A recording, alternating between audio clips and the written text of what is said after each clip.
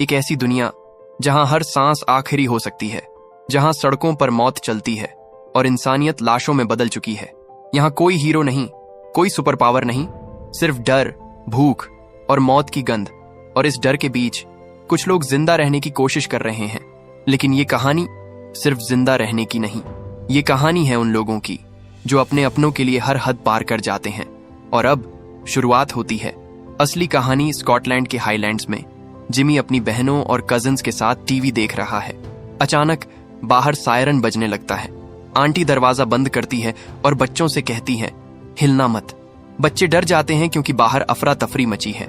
Jimmy दरवाजे पर जाकर अपने पापा को बुलाता है, तभी दरवाजा हिलने लगता है। तभी अचानक दरवाजा टूट जाता है और जम्बी जैसे इन्फेक्टेड अंदर घुस आते हैं। वे लड़कियों पर हमला करते हैं, उन्हें खा जाते हैं। उन्हें यह भी नहीं पता चलता कि जिमी दरवाजे के पीछे है। जिमी इस मौके का फायदा उठाकर भागता है और देखता है कि दूसरी तरफ उसकी मां को भी खा रहे हैं। वह पूरे घर में दौड़ता है और अपने रिश्तेदारों को एक एक कर इन्फेक्टेड में बदलते हुए देखता है। किसी तरह वह घर से बाहर निकल जाता है। बाहर भी इन्फेक्टेड हैं, इसलिए जिमी सीधा चर्च की तरफ भागता है। उसे अपने पापा को ढूंढना है। लेकिन पादरी सोचता है कि इन्फेक्टेड बुरे नहीं हैं। उसके हिसाब से यह जजमेंट डे है। वह जिमी को सोने का क्रॉस देता है और कहता है, भरोसा रखो। तभी इन्फेक्टेड खिड़कियां तोड़कर अंदर घुस जाते हैं। जिमी भाग जाता है, लेकिन उसका पापा पीछे रुकता है। वह खुद को सेव करना चाहता है। इन्फेक्टेड उस पर टूट पड़ते हैं और उसे काट लेते हैं। अब वह भी इन्फेक्टेड बन जाता है। यह सारा कहर रेज वायरस से हुआ। यूरोप ने इसे काबू कर लिया और यूके को बाकी दुनिया से काट दिया। यूके अब बर्बाद जमीन बन गया है, जहां कुछ लोग बचने की कोशिश कर रहे हैं। 30 साल बाद कुछ सर्वाइवर्स एक आइलैंड पर रहते हैं, लिंडसफार्न आइलैंड, जो मेनलैंड से एक टाइडल कॉजवे के जरिए जुड़ा है।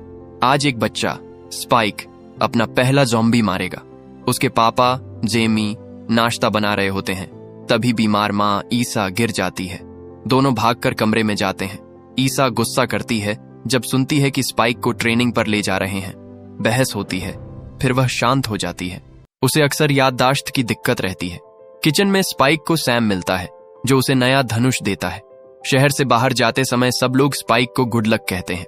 गेट पर जेनी उसे नियम याद दिलाती है। बाहर गए लोग वापस आ सकते हैं, लेकिन अगर कोई नहीं लौटा तो कोई उसे बचाने नहीं जाएगा। फिर जेमी और स्पाइक कॉजवे पार करके मेनलैंड पहुंचते हैं। रास्ते में जेमी पुरानी बातें बताता है और स्पाइक हैरान होता है कि लोग समंदर से दूर भी रहते थे। जंगल में पहुंचकर उन्हें एक स्लो ज़ॉम्बी दिखता है, जिसके पीठ पर एक चिड़िया बैठी है। स्पाइक एक तीर मारता है और उसके गले में लगता है। ज़ॉम्बी मर जाता है।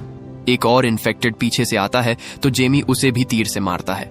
आवाज सुनकर और ज़ॉम्बी आ जाते हैं। जेमी एक और को मारता है, लेकिन आखिरी को छोड़ देता है क्योंकि स्पाइक चाहता है। जेमी खुश है, लेकिन स्पाइक को अजीब लगता है कि उसे मारना पड़ा। जंगल में आगे बढ़ते हुए उन्हें एक छोड़ा हुआ घर मिलता है। वहां एक ज़ॉम्बी उल्टा लटका हुआ है। उसके पीठ पर कुछ अक्षर खुदे हैं। जेमी सोचता है कि शायद उसे इंसान रहते पकड़ा और छोड़ दिया गया था। जेमी चाहता है कि स्पाइक उसे मारे, लेकिन ज़ॉम्बी छूटकर स्पाइक पर झपटता है। डर के मारे स्पाइक तीर चला देता है, जो उसके सिर में लगता है और वह मर जाता है। आगे चलते हुए उन्हें एक आधा खाया हुआ जानवर मिलता है, जिसका सिर पेड़ पर लटका है। जेमी घबरा जाता है। यह काम सिर्फ अल्फा ज़ॉम्बी का हो सकता है। वह स्पाइक को तेज चलने को कहता है। तभी उन्हें एक मैदान में पूरी ज़ॉम्बी भीड़ और उनका अल्फा दिखता है।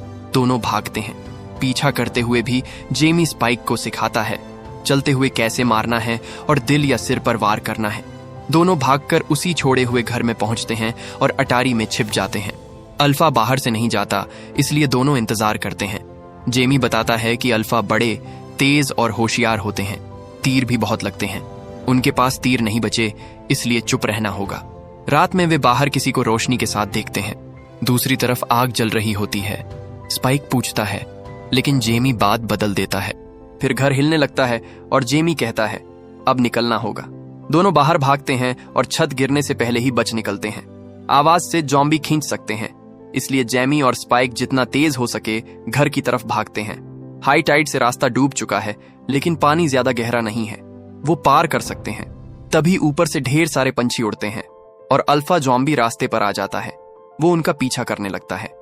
स्पाइक पानी में कई बार फिसलता है, लेकिन जेमी उसे उठाता है और दोनों तेज दौड़ते हुए किनारे तक पहुंच जाते हैं। जैमी जोर से चिल्लाता है और सीटी बजाता है ताकि गार्ड्स गेट खोल दें। गार्ड्स लाइट ऑन करते हैं, अल्फा को देखते हैं और तीर मारते हैं। एक जलता हुआ तीर उसके शरीर में लगता है और वो गिर पड़ता है। जैमी स्पाइक को गेट तक खींचता है। जेनी गेट खोलने से पहले उन्हें चेक करती है कि वो इन्फेक्टेड नहीं है, फिर अंदर आने देती है। बाद में पार्टी होती है। सब स्पाइक की वापसी और उसकी पहली किल का जश्न मनाते हैं। जैमी कहानी सुनाता है, लेकिन स्पाइक को इतना खून खराबा अच्छा नहीं लगता। लोग उसे कुर्सी पर उठाते हैं और उसे पीने देते हैं। स्पाइक परेशान होकर बाहर निकल जाता है और वहीं देखता है कि जैमी किसी और औरत के साथ है। ये देखकर वो टूट जाता है। घर पहुंचकर स्पाइक सैम को देखता है जो इसला पर नजर रख रहा है। स्पाइक अपने सफर की बातें बताता है और सैम से आग के बारे में पूछता है। सैम कहता है कि ये डॉ केल्सन था और बताता है कि जैमी उसके बारे में बात नहीं करना चाहता। अगले दिन इसला सिरदर्द से उठती है और दवा मांगती है। स्पाइक को कुछ पता नहीं। जैमी आता है लेकिन स्पाइक उससे बात नहीं करता। कुछ देर बाद स्पाइक हिम्मत करके पूछता है कि जैमी ने केल्सन को इसला को देखने क्यों नहीं बुलाया। जैमी बताता है कि केल्सन पागल हो गया है। 15 साल पहले जब लोग उसके पास गए थे तो उसने हजारों लाशें आग के पास लाइन में सजाई थीं। वो लाशें ले जाता था और मुस्कुराकर हाथ हिलाता था। ये सुनकर स्पाइक कहता है कि फिर भी इसला को मदद चाहिए और जैमी पर गुस्सा करता है। बात बढ़ती है और जैमी उसे थप्पड़ मार देता है। तुरंत पछताता है लेकिन स्पाइक ऊपर भाग जाता है। स्पाइक अपनी माँ के पास जाता है और जब जैमी उसे रोकने आता है तो वो चाकू निकालता है। जैमी आसानी से चाकू छीन लेता है, लेकिन मामला और खराब ना हो इसलिए चाकू उसे वापस दे देता है और चला जाता है। कुछ देर बाद स्पाइक एक खलिहान में आग लगा देता है। फिर गार्ड्स को दौड़कर बताता है कि आग लगी है और सबको मदद करनी होगी। सब लोग चले जाते हैं और स्पाइक मौका पाकर इसला को लेकर गेट से निकल जाता है।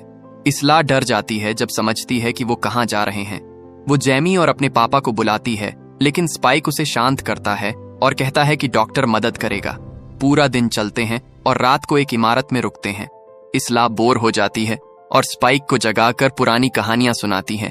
कहती है कि स्पाइक उसके पापा जैसा दिखता है। बात करते करते इसला उसे पापा कहने लगती है। स्पाइक उसे सोने को कहता है और खुद पहरा देने लगता है, लेकिन थकान से उसकी आंख लग जाती है। तभी एक ज़ॉम्बी अंदर आ जाता है। वो स्पाइक के जूतों के फीते खाने की कोशिश करता है, फिर उसके चेहरे के पास आता है। काटने ही वाला होता है कि कोई उसे पीछे खींच लेता है। स्पाइक उठता है और सोचता है ये सपना था, लेकिन पास में ज़ॉम्बी की लाश पड़ी होती है। इसला कहती है उसे नहीं पता क्या हुआ, लेकिन फ्लैशबैक दिखाता है कि उसने ज़ॉम्बी का सिर तोड़ दिया था। उधर कुछ सोल्जर्स का ग्रुप ज़ॉम्बीज से भाग रहा है। वो गोलियां चलाते हैं, लेकिन कई सोल्जर्स घायल हो जाते हैं। आखिर में सिर्फ 3 लोग बचते हैं। वो एक सुरंग में जाते हैं और गेट बंद करते हैं। तभी एक अल्फा सोल्जर को पकड़ता है और उसका सिर और रीढ़ तोड़कर दूसरे को मारता है। तीसरा सोल्जर बचने के लिए भाग जाता है। इसला और स्पाइक आगे बढ़ते हैं। इसला की हालत और बिगड़ रही है। वो पापा पापा कहती रहती है। उसकी नाक से खून निकलता है और खून की गंध से ज़ॉम्बी आ जाता है। स्पाइक तुरंत तीर मारकर उसे खत्म करता है, लेकिन खून की कुछ बूंदें इसला पर गिरती हैं। स्पाइक उन्हें साफ करता है। तभी और ज़ॉम्बी आते हैं और दोनों तेजी से दौड़ पड़ते हैं। स्पाइक रास्ते में तीर चलाता रहता है। आखिरकार वो एक पेट्रोल पंप तक पहुंचते हैं। दरवाजा खोलने में काफी मशक्कत होती है, लेकिन आखिरकार अंदर चले जाते हैं। कमरे में गैस का धुआं है। ज़ॉम्बीज उनका पीछा करते हुए अंदर घुस आते हैं और दोनों को भागते रहना पड़ता है। स्पाइक आसपास की चीजें उठाकर ज़ॉम्बीज पर फेंकता है ताकि उन्हें रोका जा सके।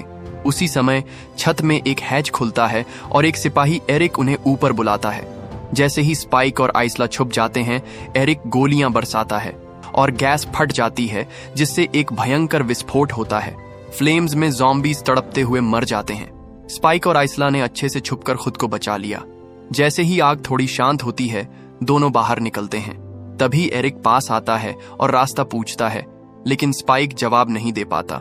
एरिक घबरा जाता है, पर आखिर में फैसला करता है कि वो उनके साथ ही रहेगा। यहाँ तक कि वो आइसला को गोद में उठाकर चलता है। कुछ घंटों बाद तीनों एक पेड़ के नीचे रुकते हैं और सेब खाते हैं। एरिक अपना फोन निकालता है, लेकिन ना नेटवर्क है ना बैटरी। स्पाइक ने पहले कभी फोन नहीं देखा, तो एरिक उसे सिखाता है कि ये कैसे काम करता है और अपनी गर्लफ्रेंड की फोटो दिखाता है। स्पाइक को वो औरत अजीब लगती है, क्योंकि उसने कभी प्लास्टिक सर्जरी नहीं देखी। तभी बैटरी खत्म हो जाती है और एरिक फोन फेंक देता है। आगे बढ़ते हुए आइसला को एक आवाज सुनाई देती है। आवाज उसे एक छोड़ दिए गए ट्रेन तक ले जाती है जो चूहों से भरी है। अंदर आइसला को गर्भवती ज़ॉम्बी औरत मिलती है। शुरू में ज़ॉम्बी गुस्से में होती है, लेकिन आइसला दिखाती है कि वो मदद करने आई है। आइसला उसकी डिलीवरी कराती है। तभी लड़के पहुंचते हैं। अचानक ज़ॉम्बी औरत चीखती है और आगे बढ़ती है। एरिक बिना सोचे गोली मार देता है। फिर एरिक बच्चे को भी मारना चाहता है, लेकिन इसला और स्पाइक देख चुके हैं कि बच्चा इंसान है। तभी अचानक ऊपर से एक हाथ आता है और एरिक को खींच लेता है। फिर अंदर कूदता है एक अल्फा ज़ॉम्बी और ये एरिक का सर पकड़ता है। अल्फा अपनी साथी के मरे होने पर गुस्से में आ जाता है और इंसानों का पीछा करता है। भागते हुए स्पाइक तीर चलाता है, लेकिन अल्फा पर ज्यादा असर नहीं होता। फिर भी स्पाइक उसे धीमा करने में कामयाब होता है। तीनों ट्रेन से बाहर निकल जाते हैं, लेकिन अल्फा भी पीछे आता है। तभी डॉक्टर केल्सन आता है और एक सेडेटिव डार्ट मारकर अल्फा को गिरा देता है। केल्सन खुद को आयोडाइन से ढकता है, क्योंकि वो कहता है ये वायरस से बचाता है। वो बताता है कि वो 3 साल से इस इलाके में रह रहा है। स्पाइक डॉक्टर से अपनी माँ के लिए मदद मांगता है। केल्सन उन्हें अपने बोन टेम्पल ले जाता है। ये एक अजीब जगह है जहाँ हजारों हड्डियों के स्तंभ और खोपड़ियों का टावर बना है, इंसानों और ज़ॉम्बीज दोनों की। केल्सन एरिक की खोपड़ी साफ करता है और स्पाइक को कहता है कि इसे टावर पर लगाओ। फिर केल्सन आइसला की जांच करता है और बताता है कि उसे लाइलाज कैंसर है। आइसला ये सुनकर टूट जाती है और स्पाइक समझ नहीं पाता कि दवा क्यों नहीं मिल सकती। आइसला अपने बेटे को सांत्वना देती है और केल्सन को इशारा करती है कि अब उसकी तकलीफें खत्म कर दो। केल्सन स्पाइक को मरने का समय याद रखो और प्यार में मौत को स्वीकारो समझाता है। ईसला बच्चे को स्पाइक की गोद में देती है और केल्सन के साथ जंगल में चली जाती है। स्पाइक अपनी माँ की यादों में डूबा होता है। थोड़ी देर बाद केल्सन लौटता है आइसला की साफ खोपड़ी के साथ। स्पाइक बच्चा डॉक्टर को देता है और टावर पर अपनी माँ की खोपड़ी सबसे ऊपर लगाता है। सुबह का सूरज उगता है, लेकिन तभी अल्फा सैमसन लौट आता है। केल्सन बच्चों को अपने गुप्त गड्ढे में छुपाता है। अल्फा सैमसन ढक्कन तोड़कर केल्सन को पकड़ लेता है। स्पाइक डॉक्टर की सेडेटिव सुई लेकर अल्फा के हाथ में घोंपता है। अल्फा बेहोश हो जाता है और केल्सन बच जाता है। अंत में स्पाइक बच्चे को लेकर शहर लौटता है। उसका नाम आइसला रखता है और गेट के बाहर नोट छोड़ देता है कि उसे ढूंढने मत आना। 28 दिन बाद स्पाइक जिंदा है और जानवरों का शिकार करके जी रहा है। अब वो मजबूत हो चुका है। एक ज़ॉम्बी पर तीर चलाता है, फिर दूसरे पर। तभी आवाज आती है। स्पाइक मुड़ता है और देखता है बड़ा हो चुका जिमी, जो अब अपनी टीम के साथ है। स्पाइक की स्किल देखकर जिमी खुश हो जाता है और दोस्ती का हाथ बढ़ाता है। तभी और ज़ॉम्बीज आते हैं और स्पाइक व टीम मिलकर उन्हें मार गिराते हैं। लड़ाई के बाद सब हंसते हैं। जिमी कहता है, दोस्त बनेंगे